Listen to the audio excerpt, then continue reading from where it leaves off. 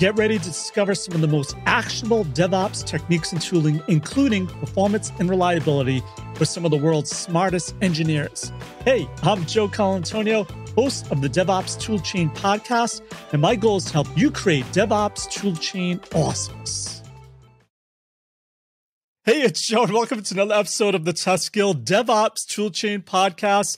Today we'll be talking with Chris and Jason all about rethinking the DevOps cycle with AI and probably a whole bunch of other DevOps AI type topics. If you don't know, Chris is the CEO of DevTool.AI, working to help developers not having to fix broken and flaky UI tests. Prior to DevTools, he was the VP of engineering at Testers.ai, which built the first AI model-based mobile and web testing solution. Before that, Chris worked at Google as an automation engineer for Google Play and mobile ads and Dropbox on their mobile platform team. Also, Jason, he's a repeat guest here as well, and he's the founder of Testers.ai, author of the book, How Google Tests Software, frequent speaker, and all-around AI and testing expert. He's one of the few people I actually really listen to when they talk about AI and testing, because there's a lot of misinformation out there, and I think we're going to set a lot of things straight, so you want to stay all the way to the end to hear all this awesomeness. This episode is brought to you by SmartBear. As businesses demand more and more from software, the jobs of development teams gets harder and harder. They're expected to deliver fast and flawlessly, but too often they're missing the vital context to connect each step of the process. And that's how SmartBear helps. Wherever you are in the testing lifecycle, they have a tool to give you a new level of visibility and automation, so you can unleash your development team's full awesomeness. They offer free trials for all the tools, no credit cards are required, and they even back it up with a responsive, award-winning support team. Shorten your path to great software. Learn more at smartbear.com today. Hey, Chris and Jason, welcome back to the Guild. Hey, thanks for having us. Thanks, Joe. Great to have you back. I always botch bios. I haven't had an updated bio from you in a while. So is there anything I missed in your bio that you want the Guild to know more about? Yeah, just the failure of my company. Other than that, no real updates. Yeah, so we weren't able to raise a B round. That's another podcast I'm happy to share about detailed everything, actually. But couldn't raise a B round. But I got really creative. Started a new company called Testers.ai. Oh, Testers.ai. Nice. Yeah. So, still focused on AI, ML, and the same old stuff. Sweet. Actually, same old stuff, all new technology. Oh, nice. Perfect. Even better. How about you, Chris? Yeah. Still plugging away. And we have a new product as well that does AI-based code reviews. And then we're kind of looking now with the advent of large language models. We're looking at, where we can apply those within the DevOps toolchain and what kind of that means in terms of where are we going to be developing and how are we going to be developing in the next 2 years or so. Nice. So I would think the code review fits in nicely to the DevOps toolchain, helping developers. When you hear the DevOps toolchain, a lot of time people think of AI, they think of functional automation. Well, at least me, because that's mainly where I'm from. So where do you see AI then now impacting actually DevOps or DevOps engineers? Yeah, I think from a DevOps standpoint, AI is amazing. The large language models are able to look at your logs, synthesize and write up reports for you on those. So traditionally, you'd have to, train a model specifically based on your data.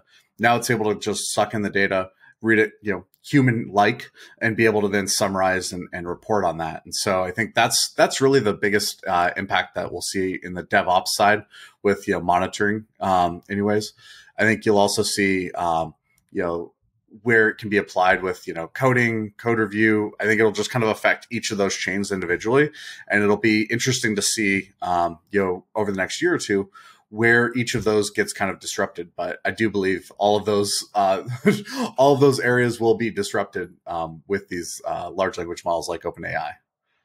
And Jason, what do you think? How it applies to DevOps? I think that I think we'll see faster than we realize. I think we'll see a lot of the roles that people play being automated by stuff powered by LLMs, because the cool thing is that it can act like a person. Like, it starts to sound like a person these days. It's not just a neural network that can classify cat, dog, or hot dog. It can actually think like a person. And then so if you look around us, we're doing things like auto GPT, right? Where you can have like high level tasks broken down to subtasks, passed out and farmed out to other bots, and they can roll up the results. That starts to sound like a DevOps team. That starts to sound like an engineering team.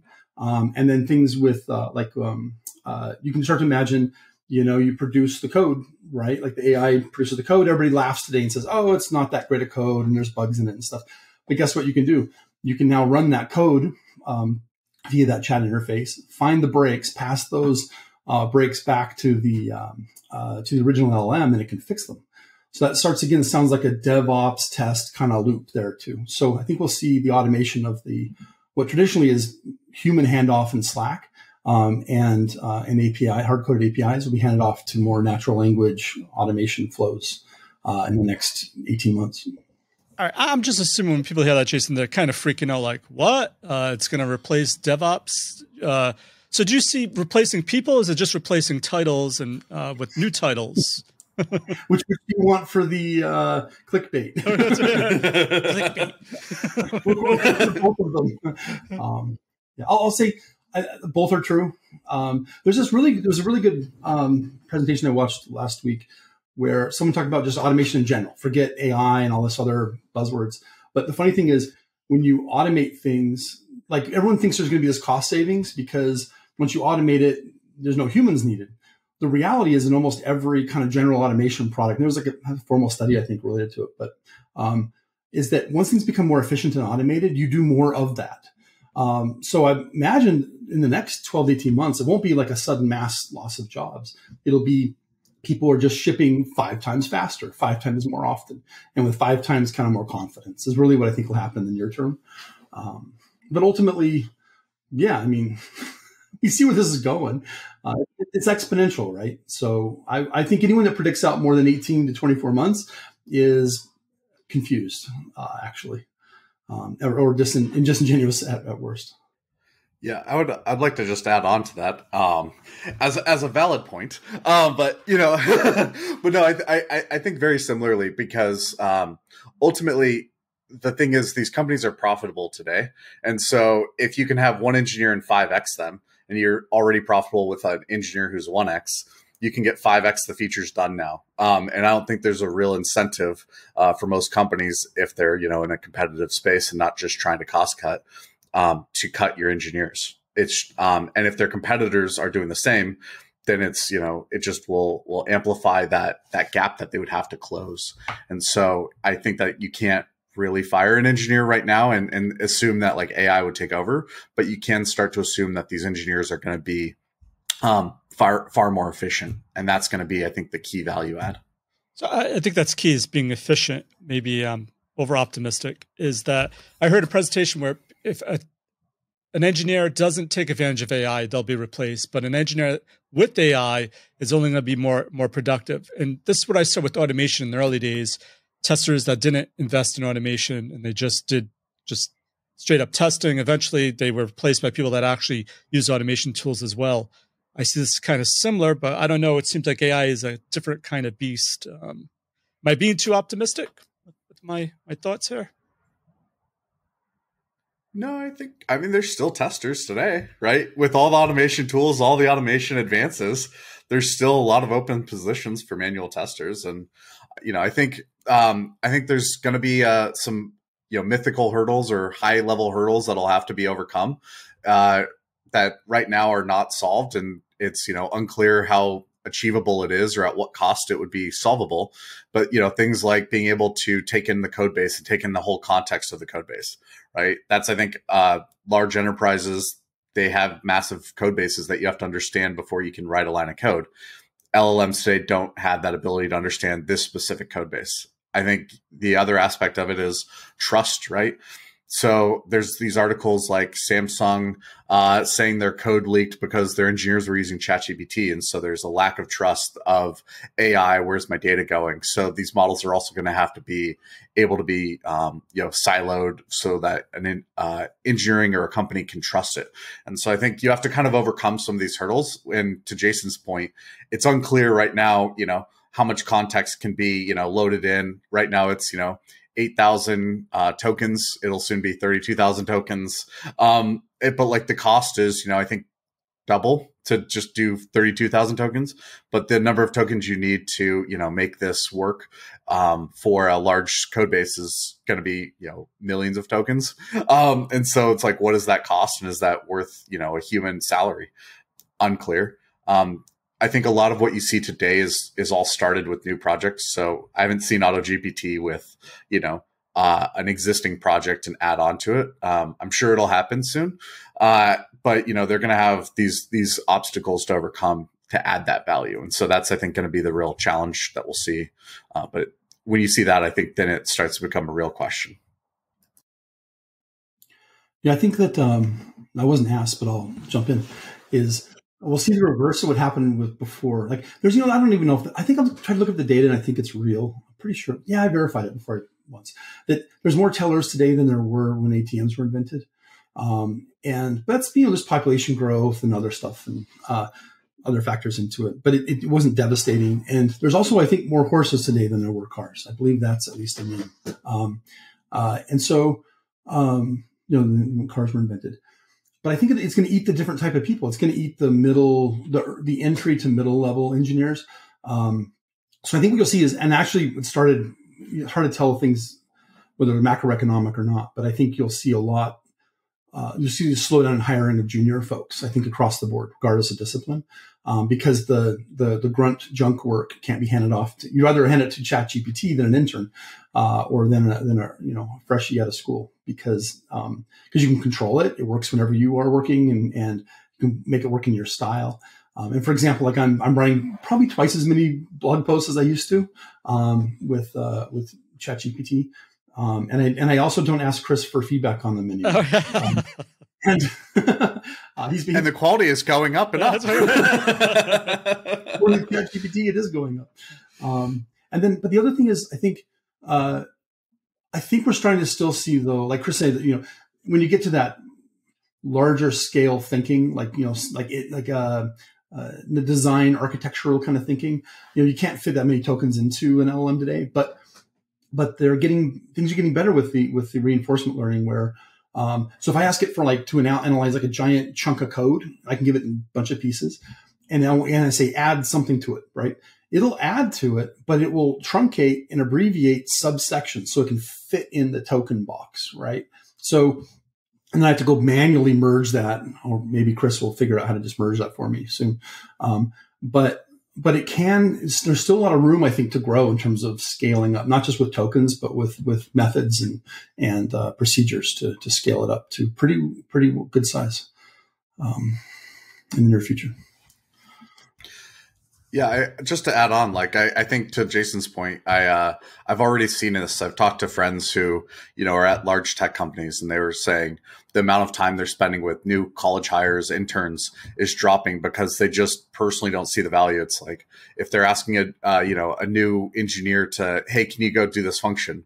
They, spend time explaining it. And then, eventually this person gave up and was like, I'm just going to see if I can use ChatGPT. And within 30 minutes, they were able to get the function written that they were trying to describe and iterate to this intern. And it's like, I think those are the things that as a junior engineer, a junior person, you need that mentorship. And I think now with ChatGPT, if it's all about just functional, export of code, how much code can I write? You're going to lose, I think, some of that human side component for the junior engineers, while your senior engineers are going to probably get a lot more exposure and a lot more, responsibilities because they can handle it now and execute at such a high level with ChatGPT on their side. Chris, you did write an article, I believe, on DevOps with AI, and I think you called it stacking. Is this what you mean when you allow developers to get higher level input by leveraging AI to write code and then doing other things? Could you explain stacking, I guess, within the DevOps cycle? I'm trying to recall the exact stacking aspect. Did I can say one thing while Chris is rereading what he wants. I think that, everybody needs to up level in this, even if you feel secure and a senior level engineer, you need to up level.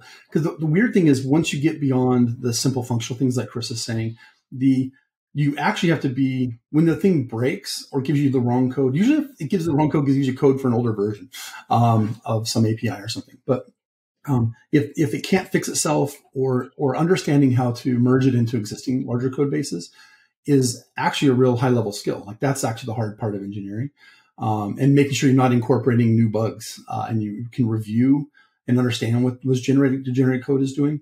So it's a higher level function actually. So people need to up level.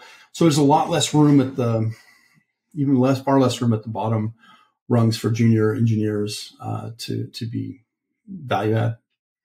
They're dangerous, I think, actually, more so these days. Yeah. Sorry, I was rereading that. So stacking's just a technical concept with that, and I wasn't listening to what Jason was saying necessarily on that. I assume it was very, very deep and insightful. Orthogonal. Same, right? So stacking is really just a technique where basically you can generate like a memory, right? So traditionally with these GPT models, the memory is just whatever you've chatted into it in the past, but the memory can be these larger scale, code bases, for instance, right? And so people are starting to play in that space of like, hey, could you bring in context from the code base, search the code base, find the relevant context that might be in there, and try and break the task down and componentize it down to that level. It's early days on it. We'll see. I have not yet seen this work in demos, and maybe if someone has it working, they're keeping it secret to because they've offloaded their job. But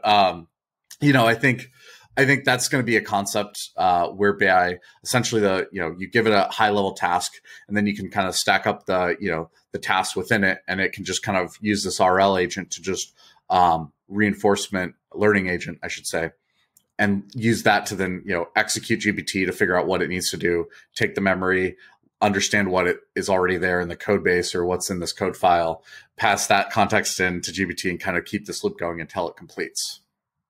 And actually, can I add, Chris, you get me all worked up, is that I think that we're also talking about what's happening like right now, right? By the time this is pushed to the web, this may be irrelevant, some of it.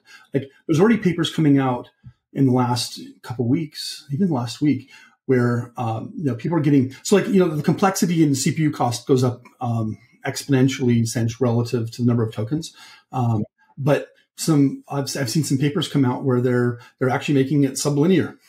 So meaning you can actually maybe get 1 million tokens. And maybe if you just waited, instead of 2 seconds, if you waited like 10 seconds, you can have a huge trade-off in terms of the amount of tokens that can be processed by the LLM. So we might actually, if I had to, I won't make a bet here, but I'm a little optimistic on this. I think that, and the model sizes are getting smaller actually too.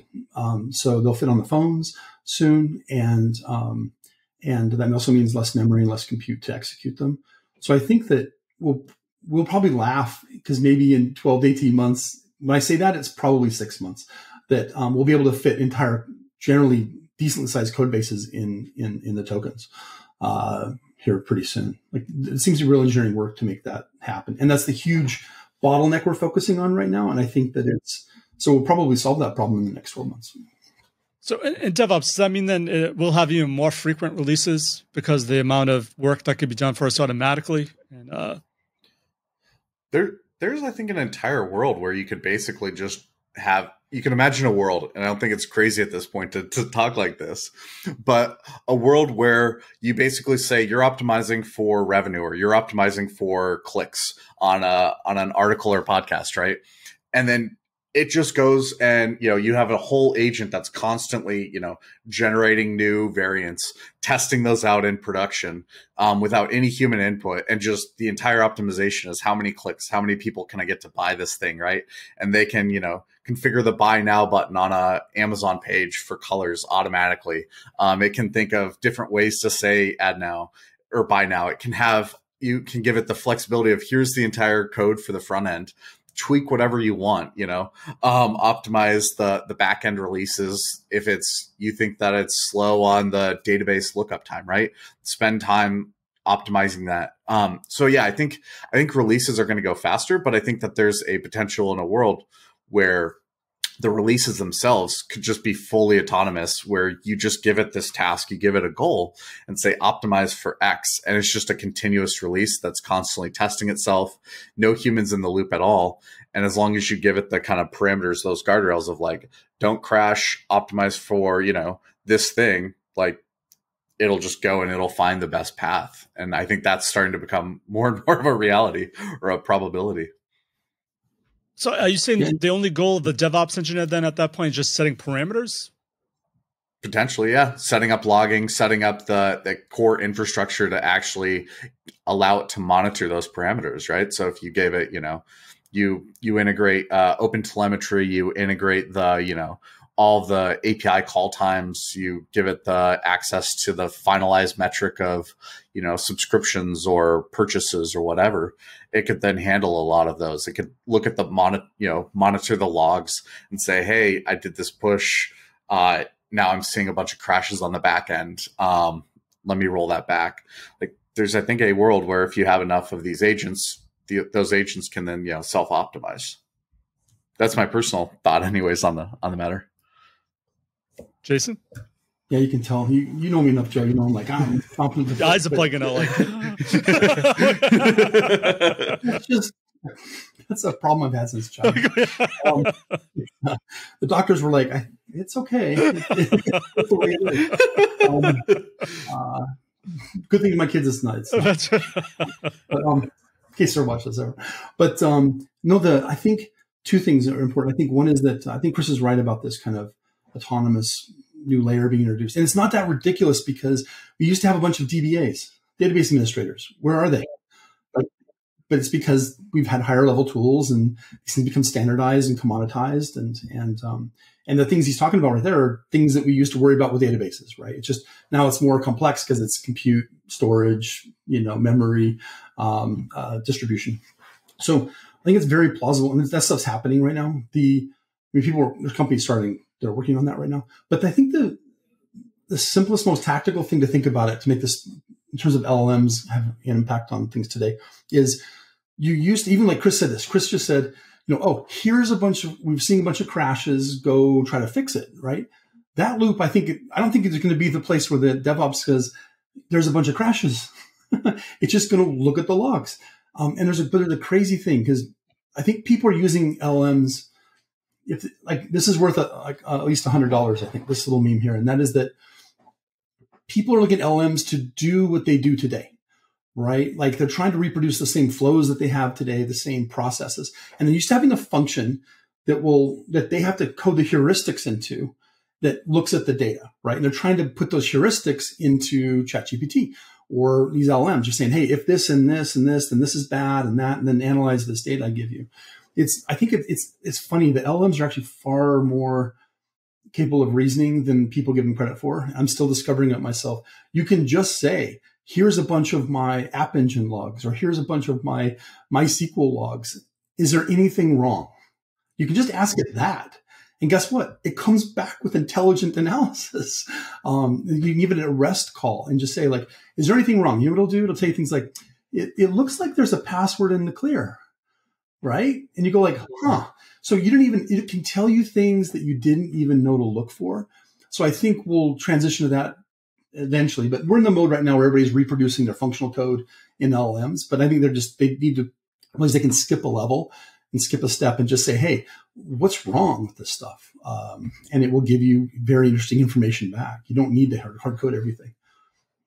What do you think about the adoption of AI in DevOps, though? Because you're all so close to it, it seems like, yeah, everyone's doing it. But even with automation, I know there's still companies that have no automation in place. For AI, like how do you see the adoption of AI in DevOps? Is that something that you think the tool vendors will start incorporating? And so just by that, people that already use tools will then have AI? Or is it going to require someone to initiate incorporating AI into the DevOps pipeline? I don't know if that makes sense. Yeah. I don't know, Jason, do you want to go first this time? I want to be polite and a gentleman. You can correct me after. I think it's the same story with, the power of AI is that it's generalistic. It means generalized. And so The problem with test automation was that everything was hard coded to your one product, right? The power of AI is that it can work on arbitrarily different number of products, and it has context across products and can be reused. So I think the big advantage will be to the vendors, the Datadogs, the Splunks, that kind of the world. And people will just get the magic of AI because they have a subscription and it will just appear in their tooling. I think similarly to testing, I've actually advised people not to learn AI. The testing vendor world's another story for another podcast. But yeah, it's not something, it's very difficult to learn, very difficult to deploy, very difficult and expensive to maintain. And the reality is only like the Googles, Dropboxes, and those kind of people in the world can really deal with the complexity of maintaining an AI system, I think, in production, because not only is it complex and outside of their core value add, and that vendors can do it cheaper at scale, but because you actually can't find these machine learning engineers on the planet. Like, they don't exist. Even Google has a hard time finding enough AI engineers for all their products. Like, literally, they don't have enough. So the odds that some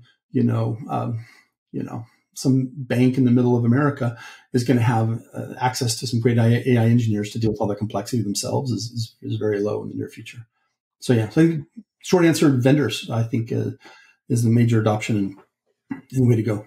Yeah, I think similarly. I think the vendors are going to have the better location for it to exist. So I can imagine like a Datadog or a Splunk or something being able to add ChatGPT that's trained on your custom data automatically with the click of a button, but it's already integrated in all of those components over, say, a DevOps engineer is supposed to learn AI, understand it, how to rebuild all the stuff that say a Splunk, Datadog, what have you, has done. Just to integrate the AI. I think there's low-hanging fruit today that people can use, like LLM. Like Jason was saying, you can call ChatGPT with your app engine logs, and it can tell you, hey, your password's in the clear. This might be an issue. That's awesome. But then there's the entire productization around that, and that I think is okay. Well, it's easy to kind of get that MVP, but then to make it, scale and make it stable, make sure it can handle the volume, make sure you can do it at an efficient cost. Like, those are sorts of things where it's like, it starts to break down outside of that initial piece. And I think the vendors are going to spend the time to really figure out how to make this scale. I think the interesting part to me as I think about this and traverse everything is not necessarily the world of today, but kind of going back again, what we were talking about earlier, like the world of tomorrow. So everyone right now is thinking, how does AI and LLMs and OpenAI affect my products, services, work of today? But it's like, if you kind of map out from where we are today to where we're going in that world, like if everyone was already using AI to build their products, AI to maintain and scale their revenue and those aspects, what would the DevOps world need to look at for that? So what does that world look like from a coding perspective, from product perspective, right? What does that look like if now, instead of a team launching 10 features this month, they can launch 100 features or 1,000 features? What does that do to the whole, people side of that? Like, do you need 1,000 PMs, or will LLMs take over the PM job too? Do you need 1,000? If you're 10xing the number of features, 100xing the number of features you can launch, does that mean you need to 10x the number of DevOps engineers that you launch today, or make them 10x more efficient before you could even launch those 10x products? So I feel like it's a broad front that's going to have to move forward. But I think if you project out, like, things are going to have to change if everyone's launching 10x more stuff, and the ability to do 10x more stuff in the product world. Then it means that, you're going to have 10x more, server capacity, or 10x more, monitoring capabilities. And those, I think, are going to be the, next limiting factors. So, you both mentioned how junior developers, junior DevOps engineers seem to be getting replaced. So what skills then should a DevOps engineer focusing on? And Jason mentioned, don't even think about AI because it seems so complicated. What should people be doing then? And I know you said it's foolish to think 18 months out, but I mean, are there any skills you see that will endure throughout the years as a DevOps engineer? Podcasting. I hope so. You're a genius, Joe. And we laugh, but you'll be the guy that shuts the lights off. When you realize there's only one in the room. You're like, well, one human and probably 1,000 bots listening. Right. Yeah. That's right. Yeah. It'll be a grid of this. Grid of sycophants. I think it's the same old story though. People need to level up. I think number one, but level up means, again, not just like get more languages, more skills, more Java, more frameworks. It's more of because the building too, people don't talk about it, I think, much as if you can write Python, you can convert it to JavaScript, you can convert it to Swift. So all these engineers spend all their lives like, I know 7 languages. Well, Rust, like, congratulations. It doesn't really matter as much anymore. But it's more around, level up generally, but like understand the business aspects of what you're doing. Like in DevOps, like understand, like, do you spin up 10,000 new machines because you can, because you can deploy 10,000 times faster? Like, does that help the business or not? What's the incremental value to the business or risk to the business in doing these things? I think that's where people need to kind of level up. But it's we're going to see that across. And by the way, we're talking about DevOps. It's just kind of a universal theme across humanity, like that people will need to do that. Like, like what does the doctor do, right? What does a lawyer do in the coming couple of years? I think it's the same theme, not just tied to DevOps or programming. So everyone's in the same boat. So if for some reason it did replace all jobs, and if it replaces all DevOps jobs, it's going to replace lawyer jobs, I would think, and other jobs. So something would have to come up, maybe some sort of universal wage or something. I don't know. There'll be a lot of podcasts. I think that the universal income stuff is somewhat rational. I remember when I was working early on Test.AI, Chris can remember this. I'm nuts, but like I definitely, the lawyers didn't like it and the board didn't appreciate it, but I wanted to give equity to the bots, and then also have a tax on them that was refunded back to the humans through Bonusly. So I think we need to figure out some schemes like that eventually. But I think, sorry, this is way above my pay grade, but if you already look at the trend of history and technology, like, almost the majority of the U.S. economy is services based. It'll just be more services. So everyone will get their nails done, Joe, not just you. We'll watch a lot more Netflix, auto-generated Netflix with whatever characters you want in it. I think it'll just be gravitating toward a world of leisure. And I believe it's a little bit nutty, but I believe also toward surplus net. So people be more creative and have more fun. Like, rather than get up in the morning and worry about those servers going down, right? You might think about new topologies, new compute paradigms, or new ways to, maybe you spend all your day programming, but you're programming your entertainment, right? And making it personalized and personalizing all these services, maybe a chore, be the chore of the future. But it won't happen overnight, but I think it's already hitting industry today like that. I think somewhat similarly. I think there's definitely a world where, it's the issues of today where it's like you have to have a job to, meet ends meet, and it has to be, a high enough paying job that's specialized might change, right? The more creative art type jobs, passion jobs might start to become real value add. I think there's, things that help the community and volunteer work might become a real thing as well, right? This is actually something apocalyptic for like my parents. Yeah. It might be a happy apocalypse, but I think the other thing to think about is, like, if you kind of look in the technology space, right, as things have been more democratized, it also has allowed for smaller entrants and more niche areas to come up and sprout up, right? Before, like, say, AWS came out, you had to start a website, you had to have a server and pay for an entire server rack and all that. Now you can start a website, a server running in a cloud that's always on for $5 a month. So it's like, it really lowers that barrier to entry. And this might do the same. If you wanted to go, you have an idea for an app that you want to go build that does X, Y, or Z, you can go ahead and now build that with ChatGPT without having to spend, months learning Android or iOS.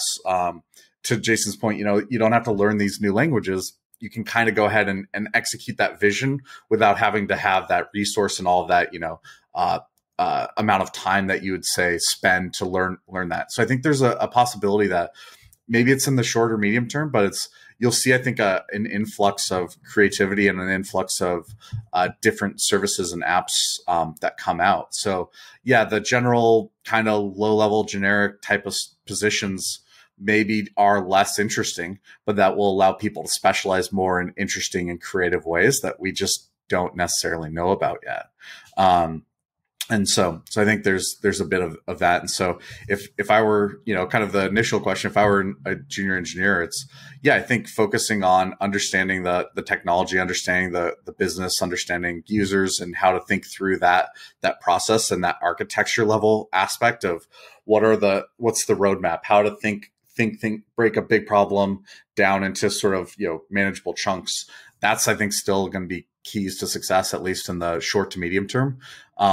Once you get it down to a small enough level, right, AI can automatically handle that. So if you break it down to a method level and you write a description, it can generate that code for you at that method level. And I think we'll just start working up to, next it'll be able to write a class for you, and then it'll be able to write, microservices and this and that. And but if you kind of keep that mentality right now of, hey, how can I, what is the, core business need? What is the, what's interesting to me? What am I willing to spend time on and learn about? Those are kind of the key things. And then this is a powerful tool that'll let you, accelerate that, take that idea into a product. Great. So there's one other question I want to ask. I think, Jason, you recently kind of touched on this in your latest post. And that is, as AI becomes more involved in things like DevOps, how could companies make sure, there's ethical considerations and human values are not compromised, that the models aren't biased, that they're not doing bad things, that they actually are doing what they should be doing. I don't know if you could talk, I know it's last question, but like if you could sum up, like how can that be done? Well, I've failed because my main takeaway from all of that is that my main point on that is actually that all models are biased. Like they just are. Like by nature, they're biased. Like the only unbiased AI system is one that's not been trained yet. You're biasing it by training it. And so it's not just, but there's good and bad biases, and that's an opinionated thing. It's also going to be specific, business specific thing often too, right? Like, and there's going to be business specific biases and stuff. So I think it's more about understanding what biases you want and do not want in the system. And I think as time evolves here, just like, open. So I think this is actually, we've only got 1 minute, but like to save the planet from AI and save DevOps from AI.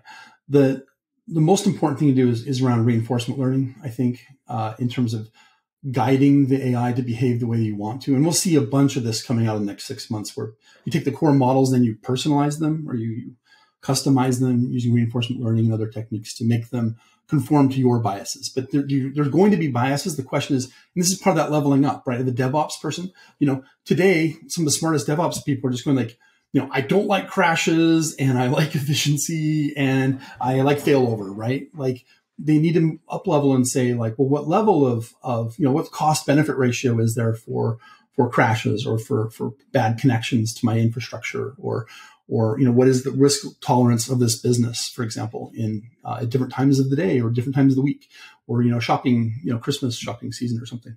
So it's going to be applying those policies and then making sure that the AI conforms to those is going to be a problem. But it's going to be, again, I think it's going to be a collaboration between that DevOps engineer and the infrastructure that they have at hand, like their Datadog and all these other things. It's going to be a collaboration between them. Like I think Kevin Powell's actually said this last week, I think pretty well.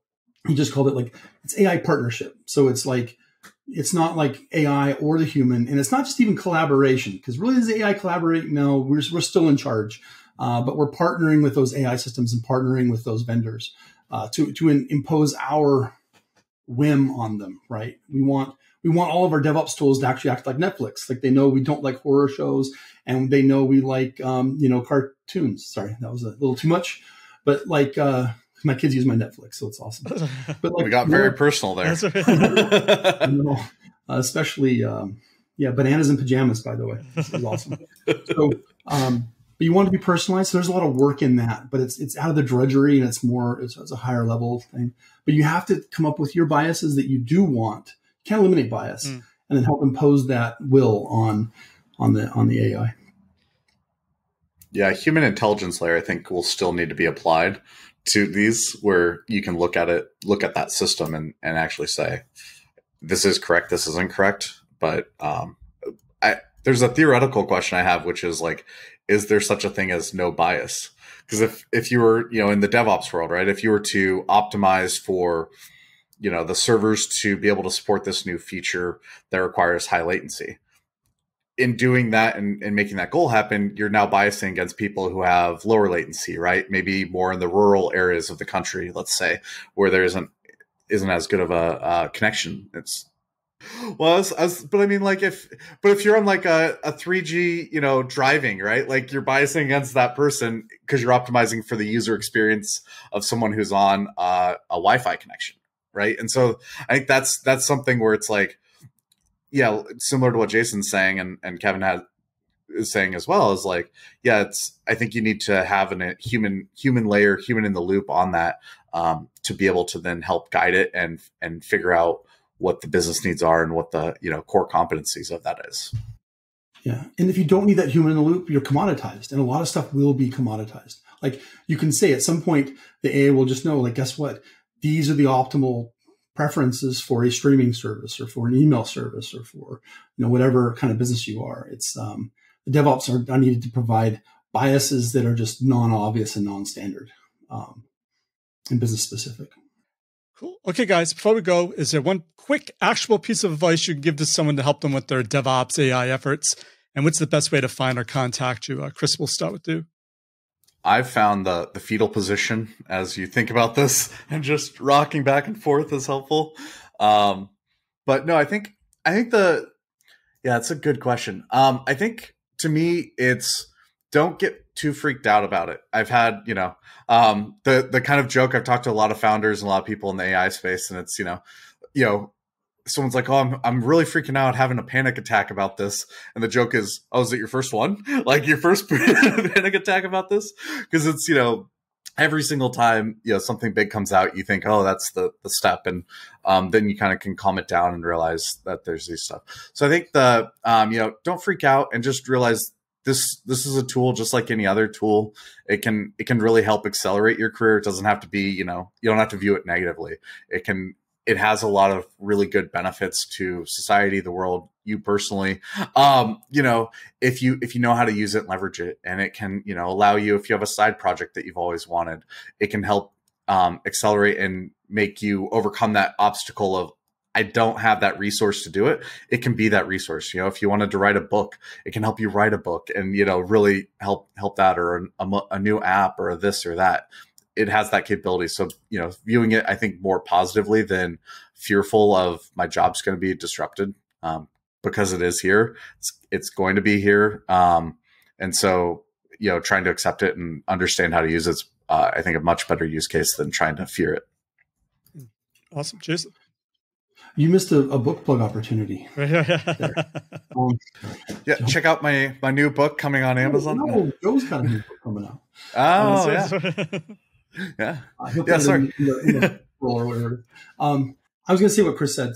But I think very technically, I'd say two things. One is, on a very technical front, the thing I think people are not doing today, across just DevOps in general too, is people are looking for anecdotal evidence of AI is good or bad. Like it's Boolean, and they're looking for like anecdotal evidence.